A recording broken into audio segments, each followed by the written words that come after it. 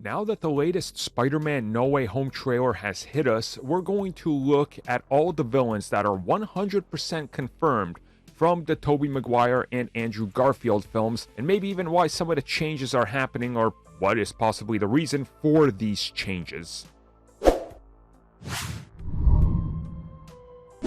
Alright, so that trailer was loaded with a lot of things happening. Quite obviously, there's a lot going on in this film.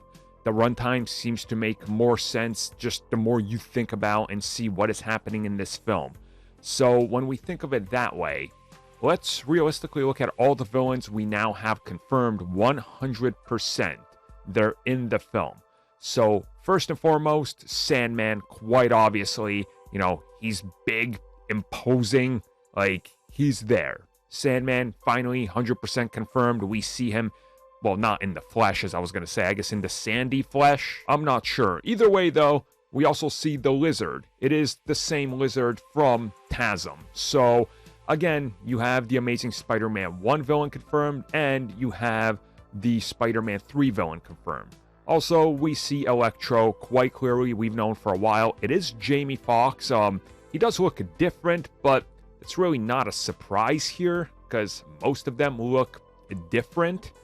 Then we do also have the confirmation of Doc Ock once again being the Raimi version. People were wondering, wait, maybe there's going to be something funky happening with this, something off. I mean, we seen the trailer. He's like, wait, you're not Peter Parker.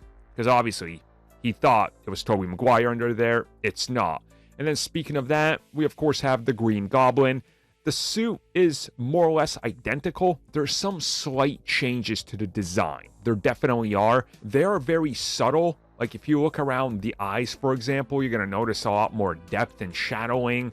Same thing with some of the like darker lines in between some of the mesh and metal parts. Again, this is done for aesthetics purposes. They've had close to 20 years to evolve it and try to figure out maybe what's a little bit easier or what looks slightly better. So they've directly apply that to the final design here, and it kind of makes sense. This is sort of like when you get the same outfit between films in modern contexts, I guess, like Captain America or Spider-Man, for example, but his suit still changes, like from Civil War to what it is in Homecoming. It's the same suit, but it got better in Homecoming just because they figured out the kinks and they had more time to work with it. So slight little changes, you see that here. So now, so far, we do have a good amount of villains confirmed, and there's still obviously a lot of questions of, well, is there going to be more, right? What other villains could show up here? And I think right here, you're getting a pretty good assortment of villains. You have a 5 confirmed villain roster for now. Now, who is going to be the main villain, the real villain, right? That's the one that people want to know. And honestly, maybe this film doesn't have a real villain. Like, there's a lot already going on, and having to take away and introduce a new villain as another subplot seems like there's a lot going on. I think this film is banking on, hey, you've seen how we got here. Now just things are gone insane. Go with it. And I think that's going to work for it. Maybe once we see the film, it'll all fall apart. But for right now, I think they got this figured out. So there's all 5 of the villains so far confirmed and the exact universes they're from.